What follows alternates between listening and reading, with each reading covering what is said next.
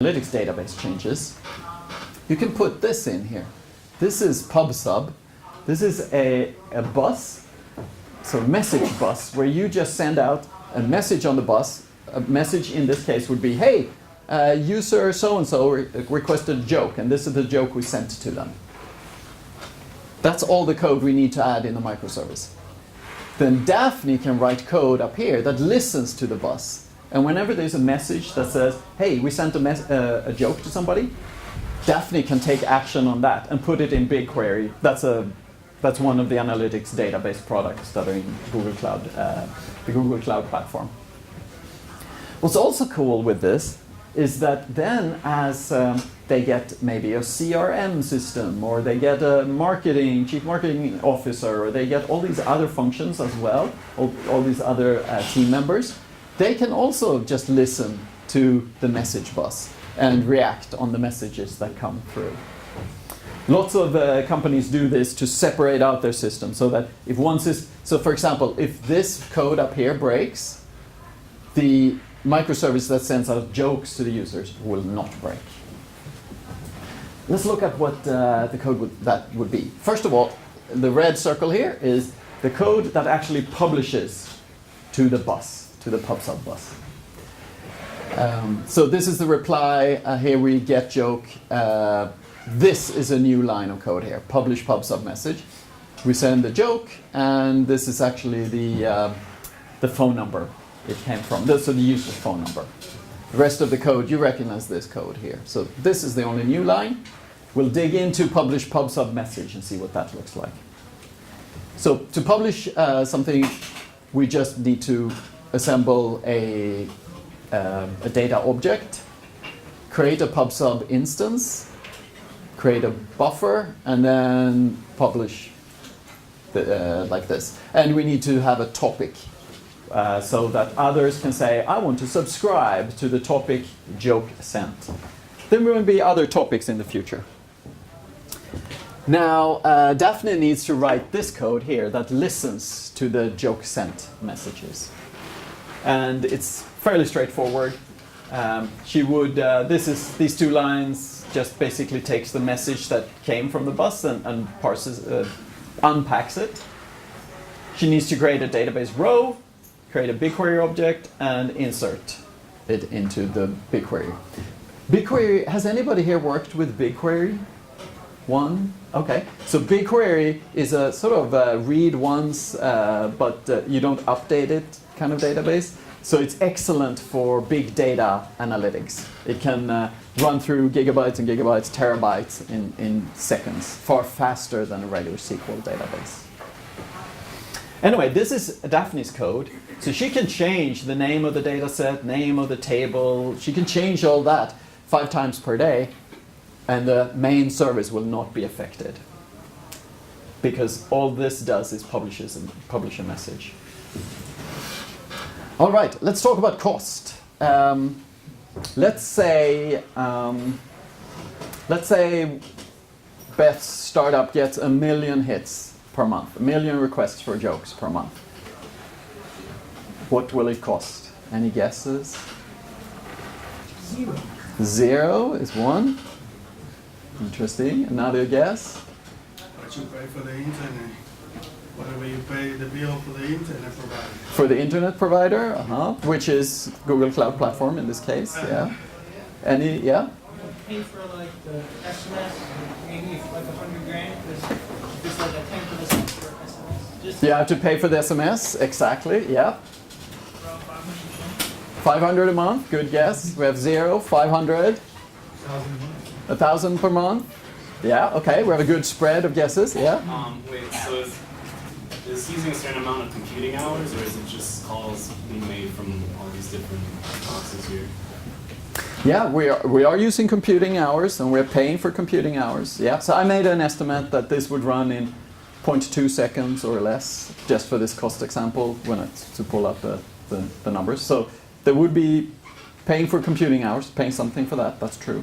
Okay, no, I was just trying to get a clarification. Oh, yeah. So I figured it would be 0.2 seconds to serve up a joke. Yeah, it's typically 0.1 or less, but 0.2 to be safe. please. I don't know about you guys, but I like to get paid for my work, so you have to pay the analyst and the writer.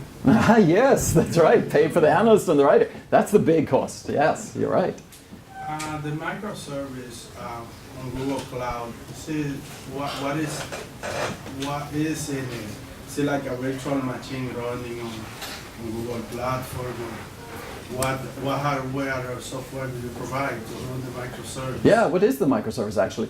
Well, so the microservice is not a virtual machine. You can also run virtual machines on Google Cloud.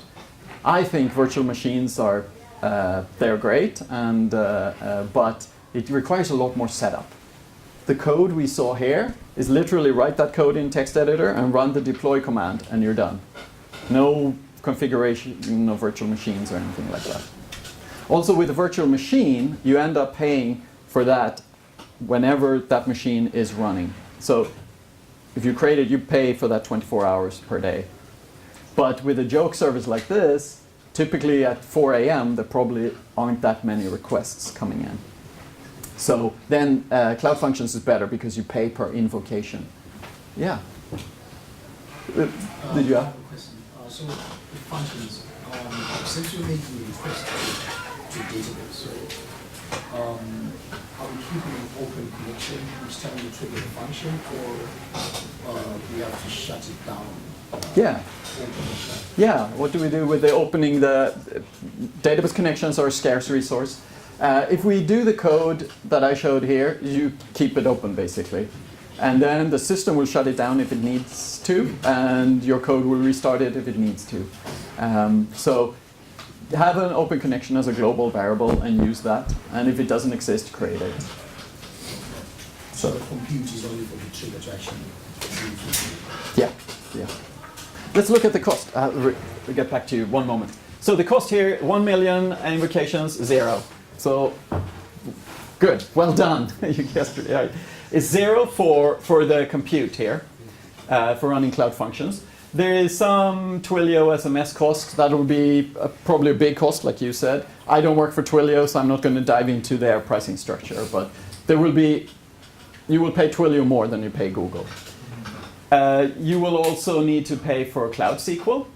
So that would be between $8 and $55 per month to keep the SQL service running. Or you can use a cloud data store, no SQL database if you prefer that. That's far cheaper. You may end up actually paying 0 for that because there's a free tier on that. And then we see if you get 10 million invocations per month, you'll pay something like $22, $23. This is serverless computing.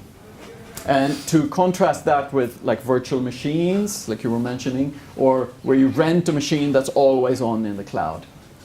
This is affordable because you only pay per invocation when you run it.